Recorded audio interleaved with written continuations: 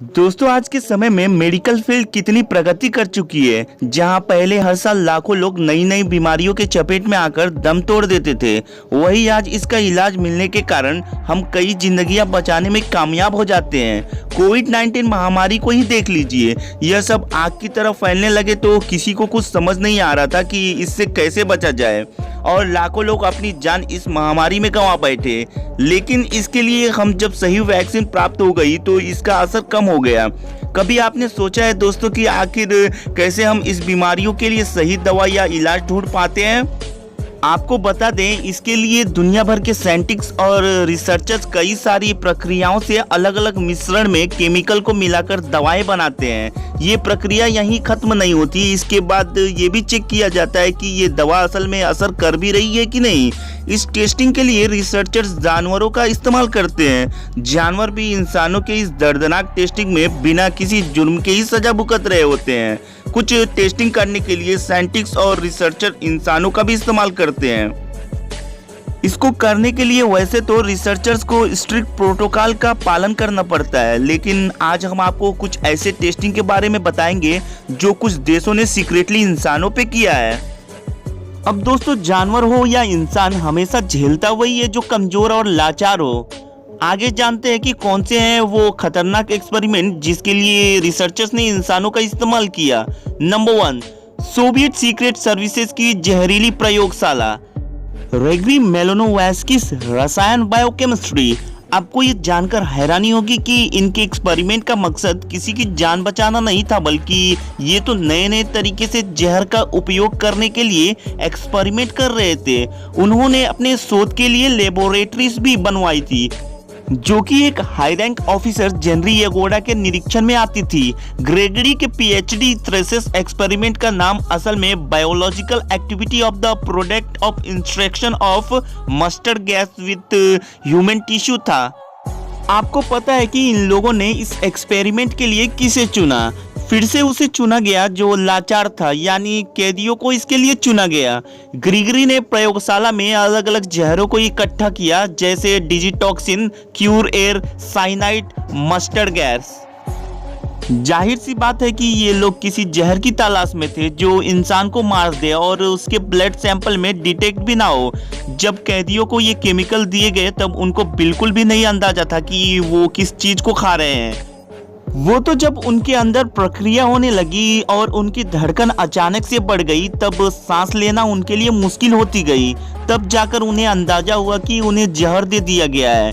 कितनी क्रूरता से इन कैदियों को मौत के घाट उतार दिया गया और आज तक कितने कैदी प्रयोगशाला में मारे गए उसका कोई रिकॉर्ड भी नहीं है। लेकिन ये जरूर पता है कि जहर का इस्तेमाल करके कुछ बड़े लोगों का भी हत्या का अंजाम दिया गया।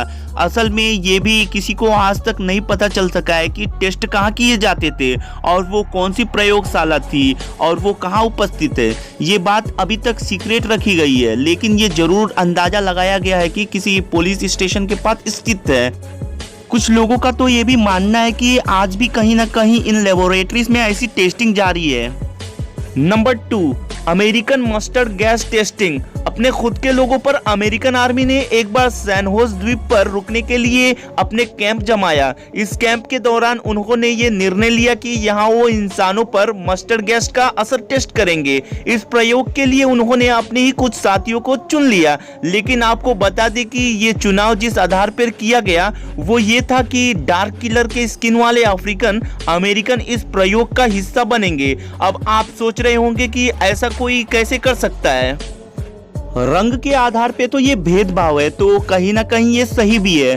कुछ लोग भेदभाव और उस वक्त की सोच ऐसी थी, डार्क किलर वाले इन लोगों से मेलेनियम पिगमेंट अधिक होने के कारण इनकी क्षमता ज्यादा होती थी, यानी इनको कोई भी केमिकल कम नुकसान करेगा। 60,000 लोगों के ऊपर ये टेस्ट किए गए, ये देखने के लिए कि किसका असर दुश्मन आर्मी को हानि पहुंचा सकेगा।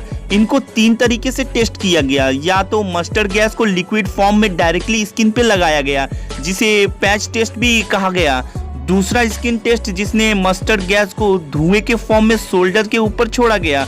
और तीसरा क्लोज चेंबर टेस्ट, जिसमें सोल्जर को एक रूम में बंद करके उस रूम में मस्टर्ड गैस का रिसाव किया गया। सुनने में ये बहुत भयानक और डरावना लग रहा है।